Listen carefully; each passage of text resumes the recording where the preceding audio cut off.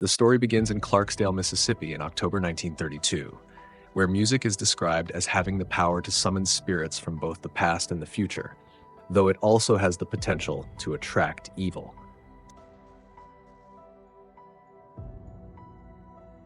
Sammy Moore, Miles Caton, battered and marked with claw marks, drives to a church holding a broken guitar neck. Inside, his father, Pastor Jedediah, Saul Williams, urges Sammy to give up music and repent for his sins, but Sammy clings to the guitar, unable to let go. A day earlier, Sammy's cousins, Elijah and Elias Moore, Michael B. Jordan, known as Smoke and Stack, returned home to Clarksdale after a stint in Chicago. The twins had stolen money from gangsters, presumably linked to Al Capone, and purchased an old sawmill from a former Klansman named Hogwood, David Maldonado, intending to turn it into a juke joint to attract the black community. Smoke heads into town to recruit help from old friends Grace and Bo Chow, Lee Jun Lee, and Yao, who assist with the creation of a sign and other preparations for opening night. During this, Smoke shoots two young men trying to rob his truck full of alcohol, sending a clear message about his authority. Stack recruits Sammy, an aspiring blues musician, and also seeks help from an old friend, Cornbread, Omar Miller, who works at a cotton plantation and is brought in to provide security. Stack goes to the train station to find the older blues singer Delta Slim, Delroy Lindo, and convinces him to join by offering him Irish beer, which they plan to sell. Meanwhile, Mary, Haley Steinfeld, a childhood friend of Smoke and Stack, confronts them for not sending any condolences for her mother's passing, a woman who had been like a mother to the twins. Sammy also meets Pearline, Jamie Lawson, a married woman he flirts with and invites to the juke joint's opening. Smoke then visits his estranged wife, Annie, Wunmi Mosaku, who practices voodoo. Their past is painful, marked by the loss of a child, and this contributes to their separation. Annie believes that her voodoo rituals have kept the twins safe. The two reconnect physically during their time together. As night falls, an Irishman named Remick, Jack O'Connell, arrives at the home of a racist couple, Bert and Joan, Peter Drymanis and Lola Kirk, and convinces them to allow him in by offering gold for protection. However, when a group of Choctaws warns them that Remick is dangerous, Joan dismisses their concerns. She soon discovers that Remick is a vampire and has turned Bert into one, subsequently turning Joan as well. The juke joint opens with a large crowd, but the twins have spent a lot of money to make the night happen. Stack and Annie persuade Smoke to accept scripts, a form of credit, for entry to help cover the costs. Mary is allowed entry as family, being 1/8 black. As the night progresses, Stack convinces Sammy to perform, and his music soars, captivating everyone in the room.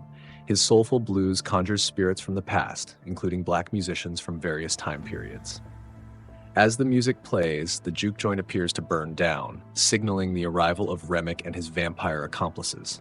The vampires, disguised as musicians, approach the juke joint. Although they offer money for entry, Smoke is suspicious and refuses them entry. Mary, impressed by their music, decides to speak to them. When she notices something strange about Remick's eyes and his drooling, she tries to walk away, but Remick attacks her.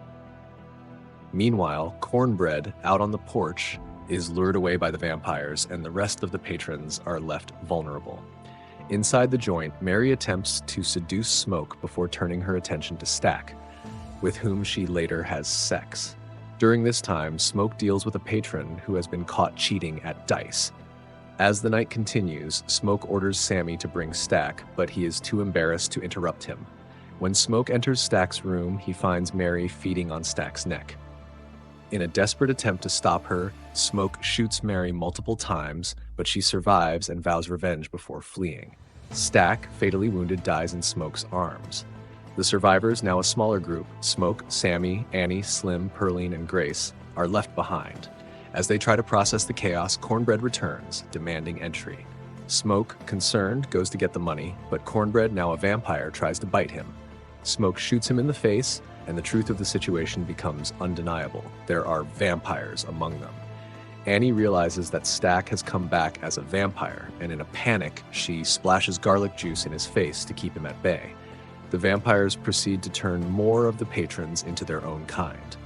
The growing vampire horde outside is led by Remick, who reveals that Hogwood, the man who sold the twins the juke joint, is the Grand Dragon of the KKK. Remick, however, doesn't align with the clan's racist beliefs and instead seeks Sammy for his unique ability to conjure spirits through his music.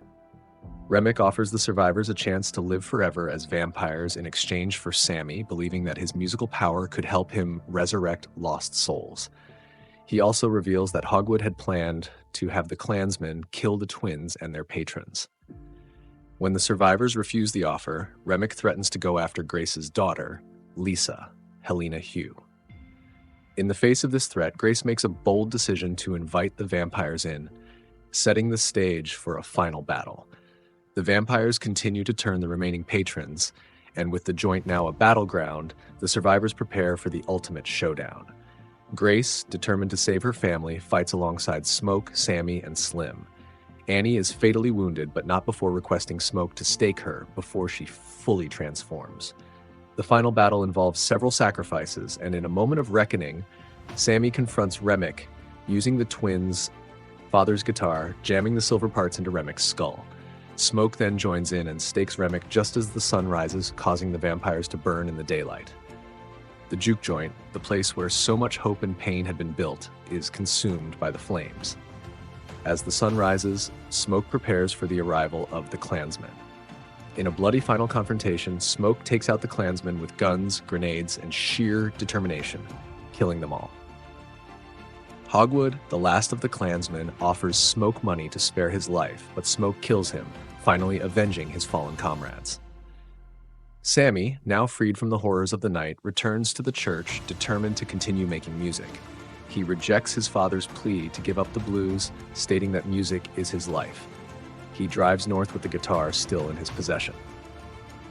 In the credits, Sammy, now an elderly blues musician in 1992, is found by Stack and Mary, who are still alive as vampires. Stack offers to turn Sammy, sensing that his time is near, but Sammy, content with his life, refuses.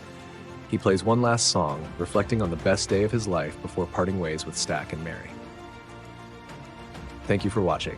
Subscribe and hit the bell icon for more engaging movie recaps.